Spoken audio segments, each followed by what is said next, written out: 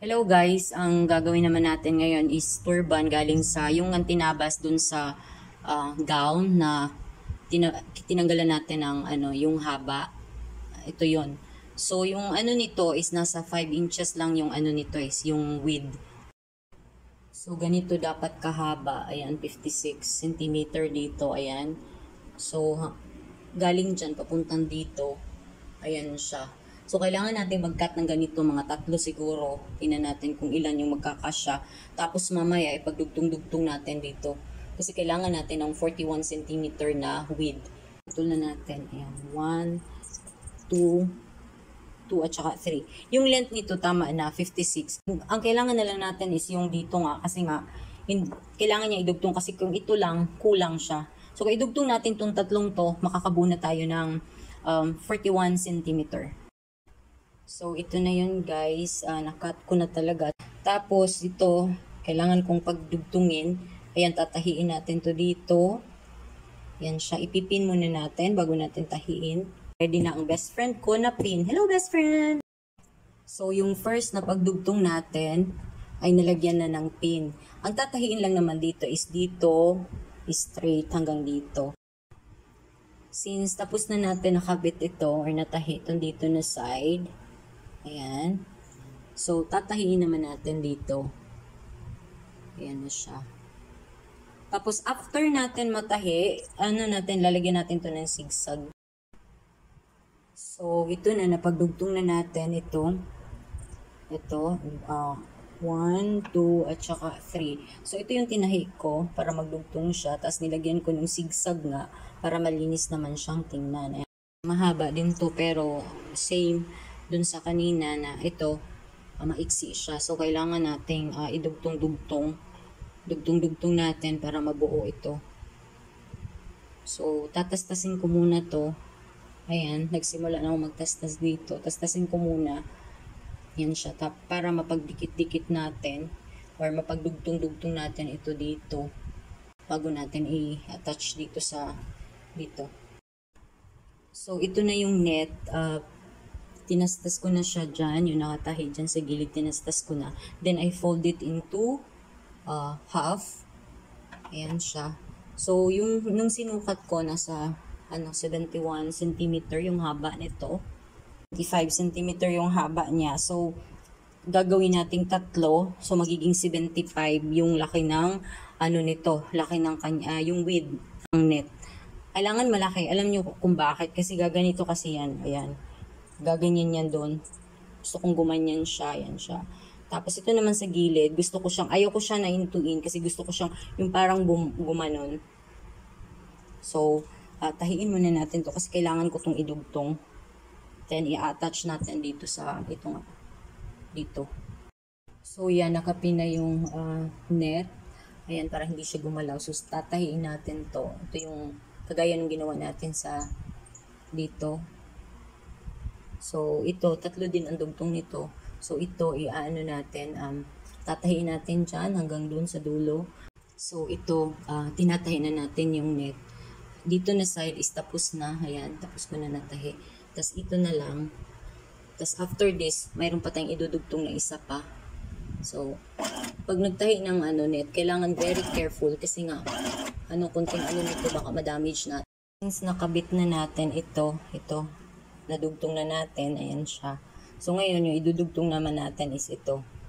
Naka-ready na yun, nakalagay na yung pin. So, tatahiin natin to from there hanggang sa dulo. Yun siya. So, yan, malapit nang matapos yung pagtahi. Ito yung, yung last na tatahiin natin dito sa net. So, yan na, diba? Ganyan na siya. Tapos, ito na yun. I'm so thankful na hindi nagloko ang makina. I thank you, Lord. Tapos, yan, konti na lang, then matatapos na.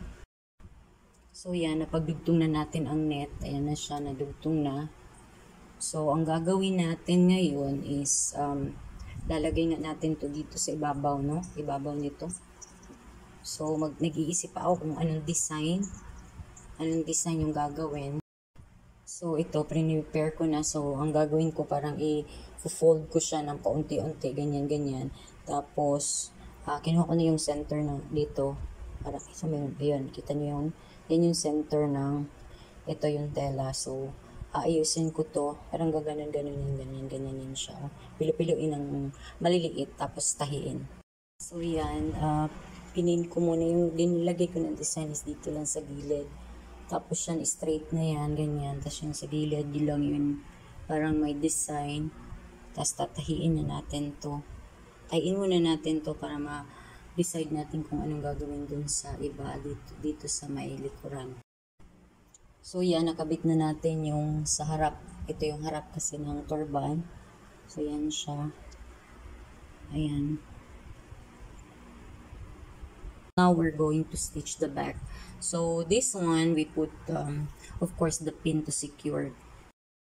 So ito na yun guys, yung nasa gilid, nilagyan ko na ng pin para ready na pagtahi. Ito. Tapos dito din. Ayun. So, both side may pin na. So, tatahiin na lang. So, ito na guys. Buo na siya. Ayan na. Ayan. Ito yung harap dito. Ayan. Ito yung magiging harap. Tapos na din yung gilid na kabit na natin. At saka yung likod. Tapos yung isang gilid. So, tapos na siya. So, ngayon kailangan natin mag-cut dito ng yung size nito is, dapat yung length niya is 13 cm dapat dyan. Tapos yung kanyang lapad or width is nasa 10 cm. Ayan siya. So, kailangan natin mag-cut ng ganyan. Of course, same din ang size dito sa net. So, ito na yung kinat natin na yung niya, haba niya is 13 cm. Tapos yung lapad niya is 10 cm.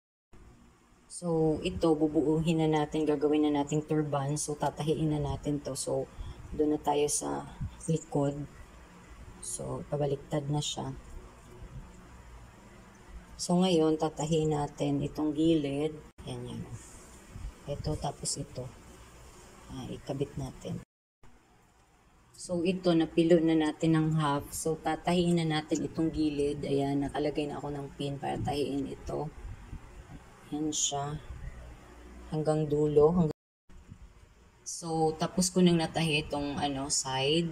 Ngayon naman, itong top. Yan yung top. Tapos, hindi natin to buong tatahiin. Nag-ano tayo dito ng 1.5 inch. Ayan. So, ito, magiging open yan. Ganyan. Hindi yan tatahiin. Yan siya. Kasi dyan natin ipapasok mamaya yung tinabas nating maliit. So, kailangan nating tahiin. Kasi napaka-importante nito dun sa turban cap. Ayan, since nakabit na natin to dito, yan yung yung net na nakabit na siya, o natahi na siya. So, ikakat na natin tong mga excess na net. So, yan, nakat na yung net. So, nakat na yung mas malinis na siya tingnan. Ngayon, kailangan nating i-fold to ng half. Ayan, yung dun sa yan, ganyan. Ayan siya. So, na-fold na natin ng half. So, tatahiin na natin to dito sa gilid. So, yan. Natahin na natin. Ayan na siya. So, gagawin natin, babaliktarin lang natin to kasi yung nasa loob nito, yun yung dapat na nasa labas. So, ayan na. Tapos na natin tinahi yung yung gilid. Mas malinis na siya tingnan ngayon. Ayan. So, babaliktarin na natin to. Dito yung butas. Mamaya ilalagay natin yung ito. So, ito na yung harap ng turban. Ayan. So, di ba may butas dito? Ayan siya. Ipapasok natin to dito. Papasok natin. Tapos, hihilahin natin. Ito dito banda. Ayan. So, papasok ko muna to. Pagkatapos mamaya makikita nyo nandito na siya. So yan, 'di ba may butas to dito sa taas. Ayan. So yan pinasok natin. So ito na 'yun. Iyan yung tas ito yung dulo. Ayan siya. So kailangan kong hilahin to papunta doon kasi tatahiin natin 'yan. So, ito na yun. Kailangan kong tahiin dito. Ayan siya. Kailangan kong tahiin dyan. Kasi ito kasi yung magpapaganda ng turban. Tingnan nyo naman. bonggang-bongga. So, ito nakabit na natin. Ayan na siya. Ayan. Ayan yung ilalim. Tapos, ito nakabit na. So, ang gagawin naman natin para talagang matapos na ang turban cup natin is tatahiin natin to dito sa gilid. Ayan, kailangan natin tahiin yan. Pero, yung pagtahiin yan, dapat sa loob. So, babaliktarin na naman natin to. So, yung gilid nito, ayan, yung dito, kailangan nating tahiin. So, ito, tahiin natin by hand. So, nandito na yung needle at saka yung sinulid. So, ganito lang yung pagtahi dito sa gilid. Yan. Yung hindi naglalak. Ayan lang siya. Hanggang sa dulo, ganyan lang yung pagtahi. From here hanggang sa top. Dun sa dulo nito. Hanggang dito. Ayan siya. Hanggang dyan. So, yan. Malapit nang matapos. Ayan. O, diba? Yung last portion na lang. Pag ito nahila, magiging ganito. Ayan na siya, oh. Tapos, yung likod niyan, ang ganda. Ang ganda. Tingnan sa likod. Oh, diba, bonggang-bongga. Pero yung pagkatahi pala, ay napakasimple lang. Ganyan lang. Ayan. So, tapusin muna natin hanggang doon sa dulo. Hihilahin lang naman to. Tapos na tayo. So, ito na yung final result. Ayan. Ito yung harap. Tapos, ito naman yung likod. Ganda. So, this is the final result of the turban cup that I made. This is my own design.